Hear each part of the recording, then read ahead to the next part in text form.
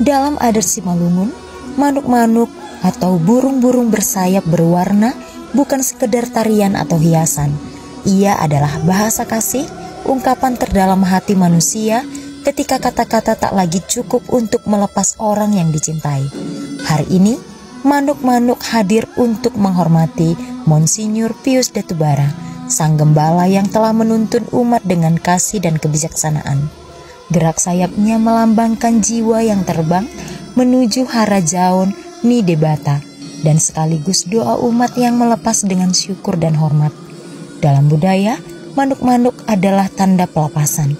Dalam iman, ia menjadi simbol pengharapan dan kebangkitan, seperti burung yang terbang tinggi menuju terang. Demikianlah kami percaya, jiwa Monsinyur Pius kini terbang dalam damai menuju pelukan Sang Pencipta.